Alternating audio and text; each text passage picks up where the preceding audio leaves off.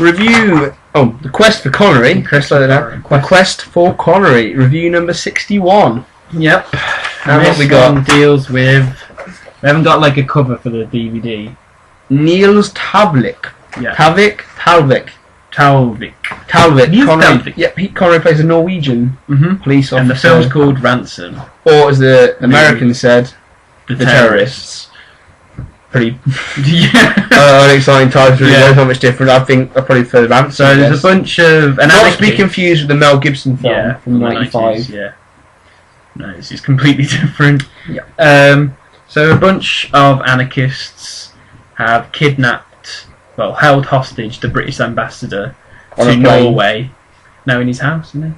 Oh yeah. Well, they take his house first, and they take two of his staff. And then there's another group on a plane that demand... They've got the plane, haven't they? Yeah, I can't remember. It's a bit... Anyway. And then they demand that a bunch of British prisoners are released. And that they get out of Norway, obviously, after doing this, because they're not just going to give themselves up.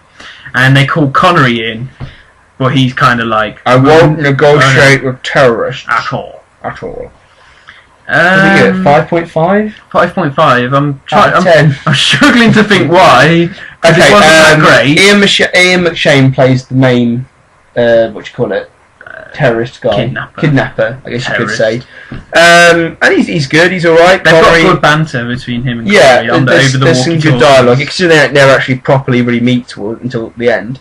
There's a couple of alright twists in it, really. Yeah, the plot's quite interesting. It kind of slowly goes on. But it is a slow burning film. It does move very, very, very slowly, and to be prepared for that if you watch it. Not very engaging. There's a couple of things which are a bit silly, really. There's a bit when a plane takes off and they chase after another plane. And really and they just show a plane chasing another plane for about a good 5 minutes of screen time. And you're like, what's going on? Yeah, because just end this now. Well, even though they could have shot it a lot more interestingly.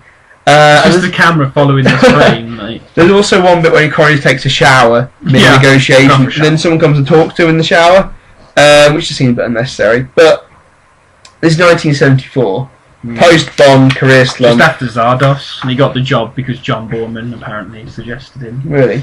Yeah. But it's not. It's just like, well, come on, Connery, you can do better than this. You know. Very average. Very not going to make enough money.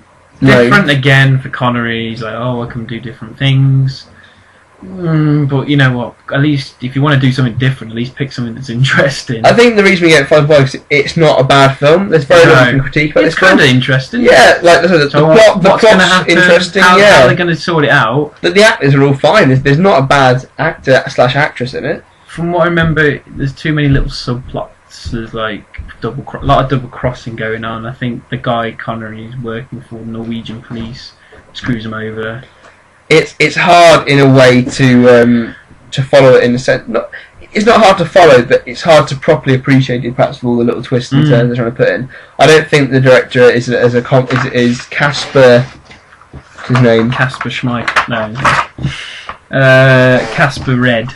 Or Reedy. I don't think he's particularly accomplished enough to manage the plot, which is a bit confusing. They perhaps need a better director. Try to make it more interesting, to edit together a little bit more excitingly. Yeah. So it kind of just ends abruptly as well. Yeah, and it's a bit disappointing in a way, isn't it? Yeah. Don't want to spoil it for you, but yeah. Worth a watch, 5.5.